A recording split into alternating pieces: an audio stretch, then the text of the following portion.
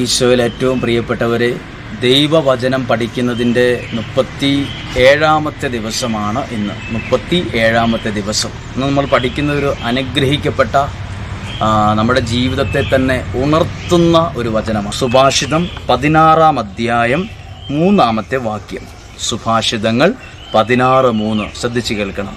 നിന്റെ പ്രയത്നം കർത്താവിൽ അർപ്പിക്കുക, നിന്റെ പദ്ധതികൾ ഫലമണിയും. 2 പ്രധാനപ്പെട്ട വാക്ക് അതിനകത്തുണ്ട്. പ്രയത്നം, പദ്ധതി. നമ്മുടെ സാധാരണ പ്രത്യേകത പറയാം. നമുക്ക് പദ്ധതിയാണ് മുന്നിൽ, അതിൻ്റെ പുറകിലാണ് പ്രയത്നം കിടക്കുന്നത്.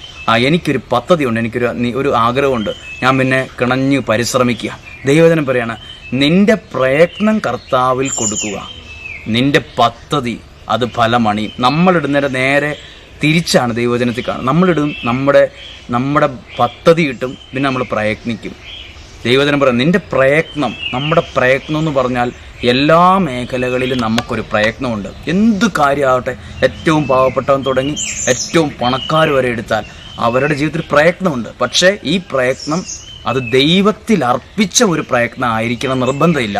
പ്രിയപ്പെട്ടവർ, നമ്മൾ എന്തെങ്കിലും കുറേ പ്രയത്നിച്ചിട്ട് കാര്യമില്ല. ചെറിയ കാര്യമായിക്കൊള്ളട്ടെ, അത് ആ പ്രയത്നം കർത്താവ് എങ്ങനെ കൊടുക്കും? നമ്മൾ എല്ലാ ദിവസവും പറയണം, ദൈവമേ, എൻ്റെ എല്ലാ പ്രയത്നങ്ങളും ഇന്ന പോലെ ആഗ്രഹിച്ച് ഞാൻ നടത്തുന്ന എൻ്റെ പ്രയത്നം ഞാൻ ദൈവമേ നിനക്ക് തരുന്നു. ഈശോ 5 അപ്പം 5000 പേർക്ക് കൊടുക്കുന്നതിന് മുമ്പ് ഒരു പ്രവൃത്തി കാണിച്ചില്ലേ?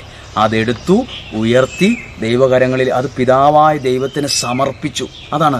അല്ലാതെ അതെടുത്ത് സ്വന്തം കഴിവിൽ അത് 5000 ആക്കിയെന്ന് ജനങ്ങളെ അല്ല പഠിപ്പിച്ച്, അതെടുക്കുന്നതും അത് ഉയർത്തുന്നതും അത് വാഴ്ത്തുന്ന ഒരു കാര്യത്തെ നമ്മൾ പഠിപ്പിച്ചു. ഇതുപോലെ നമ്മളും നമ്മുടെ പ്രയത്നത്തെ എടുത്തുയർത്തി ദൈവകരങ്ങളിൽ കൊടുക്കുമ്പം നമ്മൾ ആ പ്രയത്നത്തിലൂടെ ഉദ്ദേശിച്ച പദ്ധതി ദൈവം അത് ഫലമുള്ളതാക്കി തരും. 100 മേനിയും 60 മേനിയും ഫലമുള്ളതായി തരും. നമ്മൾ ഇന്ന് വചനം പഠിക്കുക. സുഭാഷിതങ്ങൾ 16:3. നിന്റെ പ്രയത്നം. പഠിക്കുന്ന കുഞ്ഞുങ്ങൾ, നിങ്ങൾ പഠിക്കാനെടുക്കുന്ന പ്രയത്നം, അധ്വാനിക്കുന്നവർ, എന്ത് കാര്യമാകട്ടെ, നിങ്ങളുടെ പ്രയത്നം കർത്താവിൽ അർപ്പിക്കുക.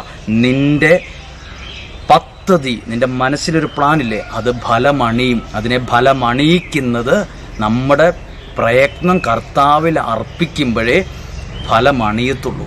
ദൈവം നിങ്ങളെ അനുഗ്രഹിക്കട്ടെ. നിങ്ങളുടെ പദ്ധതികൾ അനുഗ്രഹിക്കപ്പെടട്ടെ, നിങ്ങളുടെ പ്ലാൻ അനുഗ്രഹിക്കപ്പെടട്ടെ, നിങ്ങളുടെ നിയോഗത്തിൻ്റെ മേൽ ദൈവത്തിൻ്റെ ഒരു ആശീർവാദം ഈ വചനം പഠിക്കുന്നതിലൂടെ ലഭിക്കട്ടെ. ഹൃദയത്തിൽ നിന്ന് നിങ്ങൾക്ക് വേണ്ടി പ്രാർത്ഥിക്കുന്നു. ദൈവം നിങ്ങളെ അനുഗ്രഹിക്കട്ടെ. ആമേൻ.